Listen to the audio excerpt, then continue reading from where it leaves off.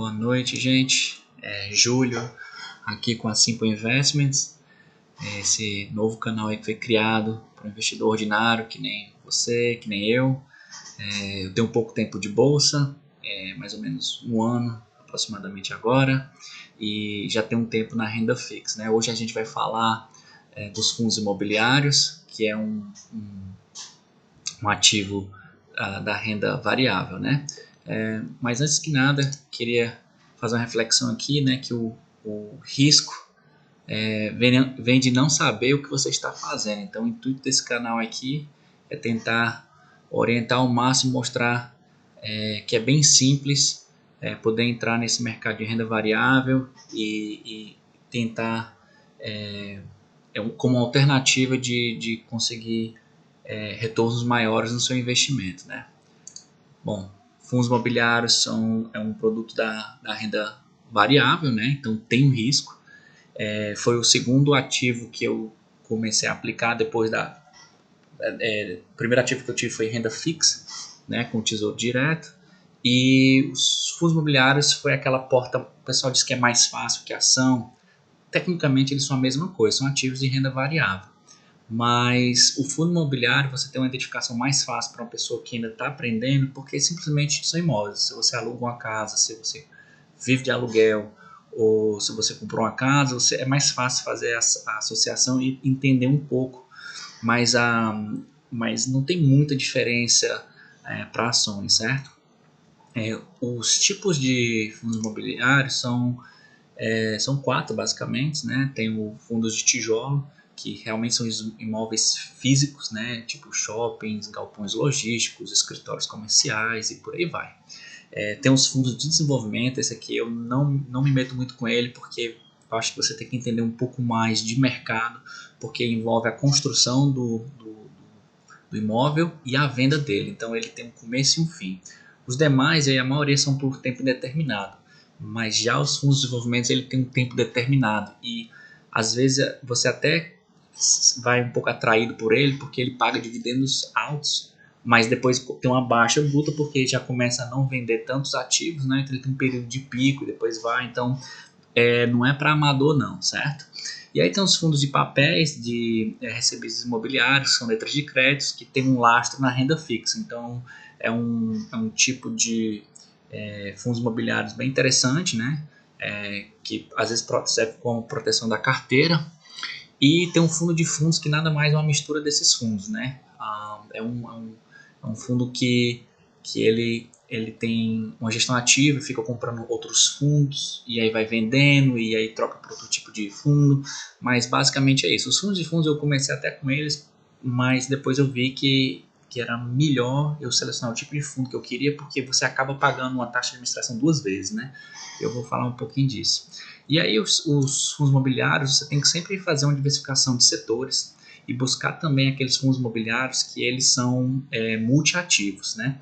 E multirregionais, que tem presença em São Paulo, Minas Gerais, Rio de Janeiro, mas mesmo assim você tem que tomar cuidado. Por exemplo, Rio de Janeiro hoje é um estado que está falido.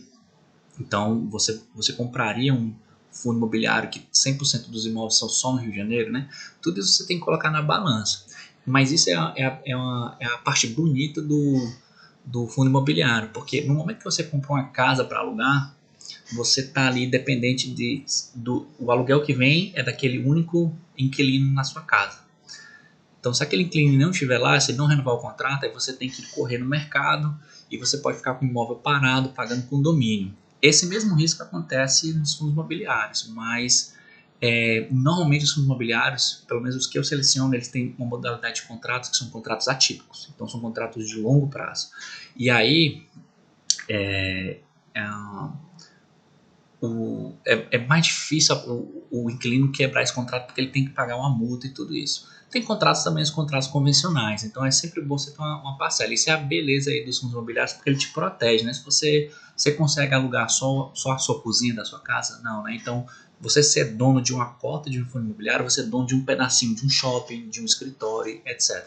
Então, os principais setores que tem são lajes corporativas, né? Que tem o HGRE, o KNRI, os galpões de logística, que tem o HGLG, o KNRI 11. Aí por que você está vendo duas vezes aqui? Porque nesse caso o KNRI ele é um fundo híbrido, né?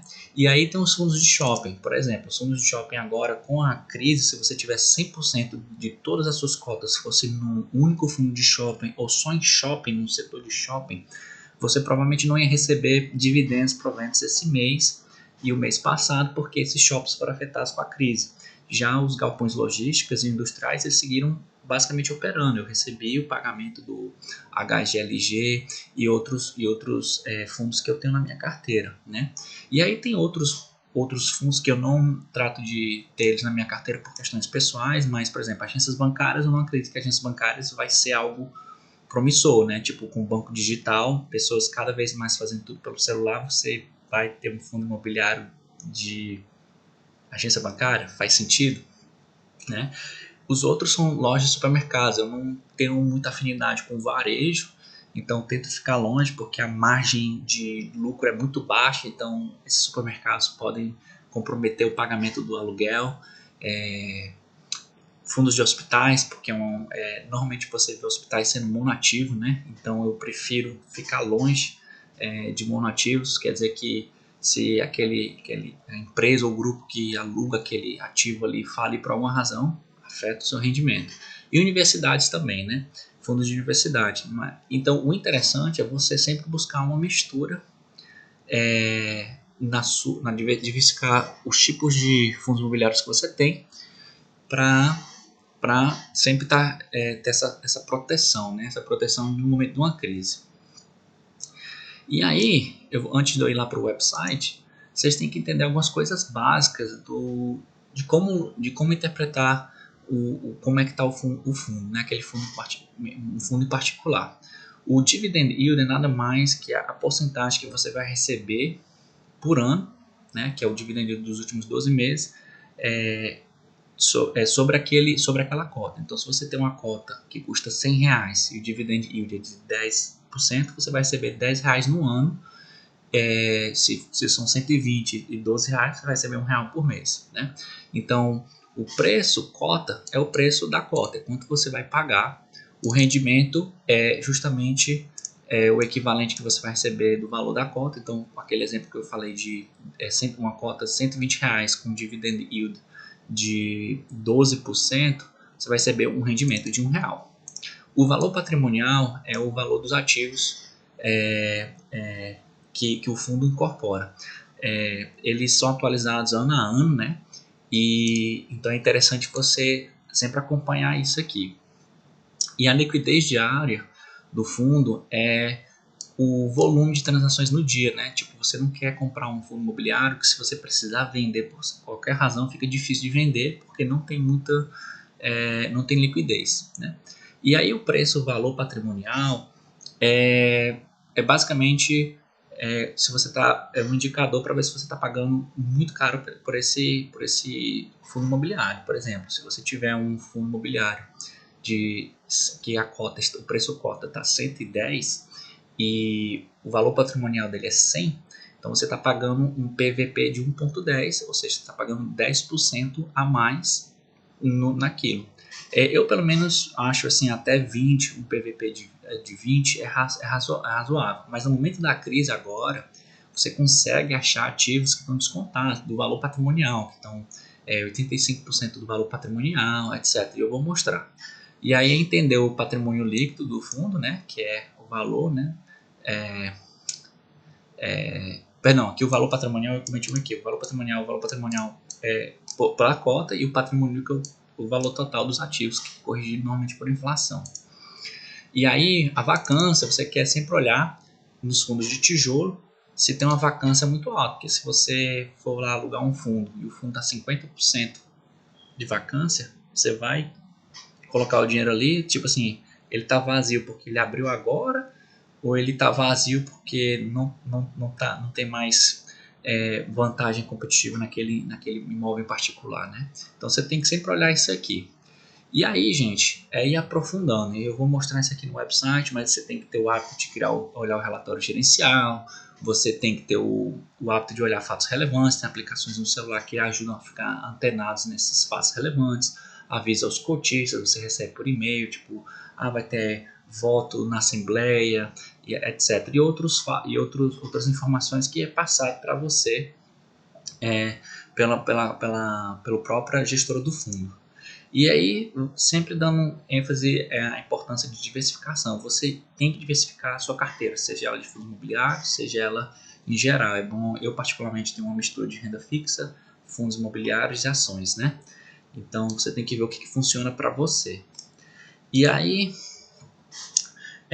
no momento que você começar a comprar seus fundos imobiliários, é comprar e ter uma consistência, né? Você quer criar um hábito de fazer apostas regulares e você quer ter um home broker onde você paga taxa zero, né? Quando eu comecei a investir, a minha corretora em particular, eu pagava uma taxa para comprar de corretagem nos fundos imobiliários. E aí era ruim, porque no momento quando você faz um aporte grande, tudo bem, mas aí você recebeu R$100 lá dos aluguéis, aí você quer comprar e vai pagar 10, 15, 20, 30 reais de corretagem, então busque uma corretora que você vai ter taxa zero. A maioria agora, tanto para tesouro direto quanto para fundos imobiliários é taxa zero, e algumas corretoras elas têm taxa zero também em ações, na compra de ações, tá certo? Então eu vou mostrar aqui o site que eu uso para fazer análise das ações e fundos imobiliários. É o Status Invest, é um site que por enquanto é gratuito, né? Então aqui você tem o fundo HGLG, que é um fundo de galpão logístico, certo? E ele mostra aqui o valor atual da cota, o mínimo em 52 semanas. Você viu que com a crise ele chegou a bater aqui um fundão bem brabo, né? Aqui no dia 24 aqui, não, aqui, perdão, aqui eu estou olhando errado, desculpa, vou colocar um ano. E aqui, em março ele afundou. E aqui foi até uma oportunidade. Quem aportou aqui nesse dia, que foi o dia que teve 6 circuit breakers, que é uma coisa assim, que foi a primeira vez que aconteceu, o fundo caiu muito. Agora, você tem que tomar muito cuidado, você vai ser um buy and hold, tipo assim, mudou alguma coisa nesse fundo para justificar isso? Não, isso aqui foi um pânico de mercado. E na verdade, nesse período aqui, eu até me desfiz de alguns títulos do Tesouro Direto para eu comprar, né? Eu não comprei na baixa mínima, mas eu comprei quando o Ibovespa estava nos seus 70 mil pontos, que era por aqui. Porque você nunca vai adivinhar quando é a mínima, né? Então, por isso que é importante você fazer apostas regulares e não se preocupar tanto com acertar a máxima e a mínima, porque ninguém tem uma bola de cristal. Então, voltando aqui, esse fundo ele valorizou nos últimos 12 meses 14%. Cuidado também com valorização. Uma coisa legal é que os fundos imobiliários eles podem seguir valorizando ou desvalorizando com o passar do tempo. Mas se você está usando fundos imobiliários para uma carteira previdenciária, gente, o valor de cota não tem muita importância, porque você não vai ficar vendendo a cota para pegar o lucro que você fez, que tem imposto de renda sobre ele, né? Para ficar vendendo e comprando. Você vai viver dos dividendos. Então, o dividendo que ele paga, que ele pagou nos últimos 12 meses, é 5,21, certo? Então, você tem que ficar antenado nisso aqui. Em geral, estou vendo aqui recentemente que está aumentando para 6%. Em geral, os dividendos da minha carteira, né? Eu faço uma média dos dividendos e dos ativos que eu tenho na minha carteira. Então, 6% é muito mais do que a poupança ou que até o Tesouro Selic, né? Então, por isso que você tem um risco, mas você está recebendo mais justamente por esse prêmio de risco, né? Então, aqui está o valor patrimonial, o PVP que eu falei. Então, você quer dizer que o valor patrimonial você está pagando 32% a mais. Tipo assim, esse título está um pouco caro, então eu não compraria nesse momento. Esse né? Esse aqui não é recomendação de compra nem nada, é só para caráter educacional, né? E mais embaixo você pode ver a média dos dividendos. Então ele vem pagando dividendos constantes, né? Vou botar aqui os 5 anos. Você vê assim que ele veio pagando dividendo de uma certa forma constante, né?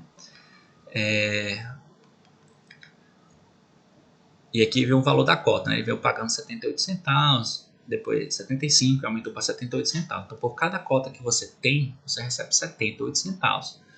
Aí, claro, gente, se você comprar uma cota de 100 e poucos reais e ganha 78 centavos, você não vai poder comprar uma outra cota no mês seguinte. Mas à medida que você for fazendo aporte, se você for aumentando, se você tiver uma cota, são R$ 130, 10 cotas, 1.000, 100 cotas, 13.000 e cacetado, né? E aí vai. E aí você vai recebendo, ao invés de 78, R$7, R$78, R$780, à medida que você vai aumentando o volume de cotas, né? Então, qual das vantagens dos fundos imobiliários aqui, gente? Você não tem que lidar com inquilino, os proventos são isentos de imposto de renda por enquanto, tem vários projetos de lei aí para mudar a tributação. O Brasil e não lembro outro país, são só 2 países no mundo que não cobram tributação sobre proventos, né? Dividendos, né? Juros sobre capital já vem descontado, mas o Brasil é outro país aí. E tipo assim, então o mercado vai se ajustar quando isso for vir, mas nesse momento você não paga imposto de renda nos dividendos, você paga se você vender sua ação ou os seus fundos imobiliários. No caso das ações, se você vender mais de 20.000, e nos fundos imobiliários qualquer venda que você fizer com lucro, se eu tiver um lucro de R$1 ou um lucro de R$100, você está pagando 20% de imposto de renda, tá certo? Nas ações são 15%, se não me engano. E aí, aqui mais embaixo, você vê no Status Invest, você pode ver fundos relevantes, né? O prazo, esse fundo aqui é um fundo de um prazo indeterminado. Lembra que o fundo de construção lá, ele tem um prazo determinado, uma duração. Esse aqui é indeterminado. Ele é um segmento de logística, né? E aqui ele vai mostrando o valor patrimonial foi aumentando desse fundo constantemente. Ele vai fazendo novas emissões, vai comprando novos ativos e vai crescendo. Então é interessante você ver isso aqui, que você está vendo que o patrimônio desse fundo vai crescendo. E aqui a análise dos fundos, né? Você pode ver como é que está ano contra ano o balanço desse fundo, né? E as demonstrações trimestrais, etc. Então você pode ver aqui que o fundo ele vem mantendo um crescimento constante, certo? E aqui tem o caixa. Ai, o mouse tá ajudando não, gente. Tem o caixa e tem as despesas do fundo. Então é muito bom você ficar familiarizado com como é que anda como é que anda o fundo que você está investindo. E aí mais embaixo tem aqui a distribuição por estado. Então, além do HGLG ser um fundo que tem vários ativos, né? Ele não é monoativo, ele é multiativo. Ele tem fundos, a grande maioria, 65% em São Paulo, 18% em Minas Gerais, Santa Catarina, 13% e por aí vai, no Rio de Janeiro. Então, isso é muito interessante, porque ele está bem diversificado regionalmente e está diversificado nos tipos no vencimento dos contratos. Você vê que os contratos aqui, a maioria dos contratos vão vencer com 36 meses, então você tem 3 anos aí para ficar tranquilo, né? E aqui eles são mais da metade indexado a IPCA e a outra 35% ao ajuste ao IGPM na renovação dos contratos, né? Então, e aqui é a distribuição, o patrimônio dele deixa eu ver se eu estou entendendo isso aqui certo. 71% é galpões logísticos. Ele tem uma participação em fundos de papel, uma porcentagem em shoppings e uma porcentagem em laje corporativa. Então ele é um fundo híbrido, né? Mas a maioria é galpão logístico, então a gente fala que é do segmento logístico, mas ele tem um pedacinho aqui, né, uma pontinha. E aí, o hábito que eu tenho, gente, você tem que ler os relatórios gerenciais do fundo. Então, aqui mais embaixo, você pode ver os relatórios. O mais recente relatório anual foi aqui do dia 23, é bem recente, né? Eu não li ainda. Então, você pode acompanhar aqui, se carregar, né? Espero que não dê nenhum problema. Ixi. Vou fazer um refresh aqui. Tá ali, carregou.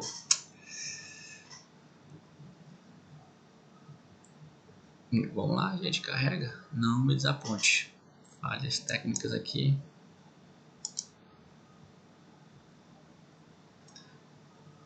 E enquanto está carregando, gente, tá aí, carregou, mas eu vou terminar meu raciocínio. Antes de você sair e comprar um fundos imobiliários, por exemplo, eu mostrei que tinha setores lajes corporativas, galpões logísticos.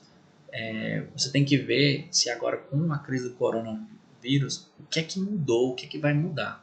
Porque imagina assim, se o homework está funcionando, está todo mundo trabalhando de homework. Eu particularmente não posso fazer isso a vida toda.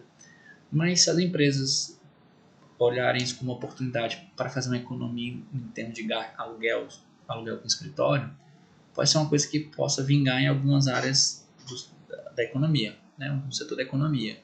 E aí você tem que ver como isso pode impactar o fundo em si, né? Os shoppings vão reabrir agora, mas será que vai abrir e vai ter esse mesmo volume nos próximos 3, 4 meses? Será que vai voltar tudo ao normal em 6 meses? Então tudo isso você tem que colocar na balança, certo? Então por isso que diversifique, não coloque tudo só numa galinha de ouro, certo? Uma galinha, uma única galinha que coloca ovo de ouro. Então, o relatório, gente, é super fácil, certo? Aqui é o relatório do HGLG. Você vem aqui que ele tem uma agenda e ele vai mostrando aqui como é que está o impacto do Covid, a sensibilidade da cota, né? Como está sendo afetado a presença dos ativos, né? No mercado aqui. Então, ele faz uma análise, mostra aí fotos dos ativos, etc, etc. A composição do resultado. Por exemplo, a cota deu uma subida de novo, agora 73 centavos. Vamos ver como é que vai ser o fechamento de abril, etc. O rendimento do fundo em comparação ao rendimento do IFIX. Então você vê que o fundo está indo relativamente bem. Então esses relatórios aqui de qualquer fundo imobiliário, eu não tive nenhuma experiência com um relatório que fosse de difícil leitura. Então é bem fácil a leitura dele e aí você pode ver como está indo. Então é bom você criar o hábito, porque o gestor desse fundo ele trata de passar informações com fatos relevantes ou avisos aos cotistas. Então é sempre interessante você ler, porque ele pode estar lhe informando que ele vai comprar um ativo A, B e C e que pode ser interessante. E aqui no final do relatório você pode ver até as obras que estão acontecendo, os investimentos que eles estão fazendo nos diferentes ativos que eles têm. Então é muito legal para você acompanhar, né? Eles estão fazendo os reparos de fachada. Então tem muita transparência nesses relatórios, certo? Eu tive até um caso do ano passado, que era um fundo chamado GGRC11, que houve um incêndio em um dos galpões logísticos e o mercado entrou em pânico, não sei o que. Para mim não mudou nada, porque na hora o gestor ele mandou um aviso, foi uma porcentagem da ala lá que pegou fogo e ele agiu muito rápido. E aí eu gostei muito desse gestor. Então, olhar a gestão do fundo também é muito importante, certo? Mas você só repara isso se você tiver o hábito de acompanhar com uma certa proximidade os fundos imobiliários. Então, se você for ter um fundo imobiliário para o longo prazo, para ser sua carteira previdenciária, como uma das opções na sua carteira previdenciária, é bom você acompanhar isso, porque você não pode ficar totalmente desligado do que está acontecendo com aquela máquina que gera dinheiro para você, certo? Então, os fundos imobiliários é isso, eles são muito simples. Eu vou fazer um vídeo depois, gente, no Home Broker, como comprar os fundos imobiliários. O único detalhe, acho que eu esqueci de falar, é que os fundos imobiliários, eles sempre terminam com a letra 11, o número 11, né? Então, você vai lá no seu home broker, coloca o código e compra como se fosse uma ação qualquer. A vantagem não, a característica do fundo imobiliário é que você pode comprar por uma cota. Ações, você tem que comprar em lotes de 100. Então, você pode comprar uma ação se você tiver R$ 176, você pode comprar uma cota, do fundo imobiliário e começar a receber 70 e poucos centavos de acordo com o rendimento mês a mês, todo mês, entendeu? Então, eu espero que vocês tenham gostado do vídeo.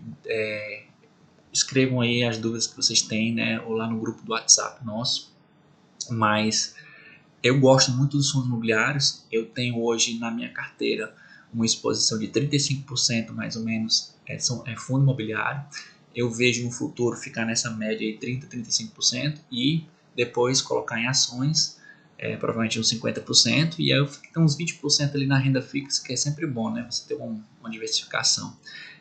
Mas eu pretendo sim, na minha carteira previdenciária, viver dos aluguéis pagos pelos fundos imobiliários e viver dos proventos pagos por ações. Então, acho que isso vai ser um mecanismo muito bom no longo prazo para eu ter essa carteira previdenciária, certo? Então, qualquer dúvida aí, escreve, dá um subscribe no canal. Estou começando agora, estou mostrando para vocês que eu sou um cara ordinário como você. Não demorei muito para estar na bolsa, e estou aí já tendo os meus rendimentos mês a mês, e eu uso esse rendimento mês a mês para comprar mais fundos imobiliários, para comprar mais ações. Então, a longo prazo você vai vendo que essa bola de neve vai aumentando, vai aumentando, vai aumentando. Aí você vai coletar os frutos daqui a 5, 10 anos, 15 anos, dependendo da sua meta aí. Mas você tem que começar agora, não tem desculpa para não começar, tá? O propósito também era lá, para não ficar muito longo, que eu já estou com 40 anos. Se você for esperar aos 55 anos para se preocupar com a sua aposentadoria, talvez vai ser tarde demais. Então, eu infelizmente não comecei muito cedo, mas acho que eu comecei num ponto que eu não vou ter que me matar muito para trabalhar, para conseguir fazer aportes maiores, né? E aí ter uma renda futura que possa garantir o conforto que eu tenho hoje, né? Então, vai lá, clica subscribe no canal, espero que vocês tenham gostado. Fica um abraço aí para todo mundo. Valeu pelo suporte. Tchau, tchau, gente.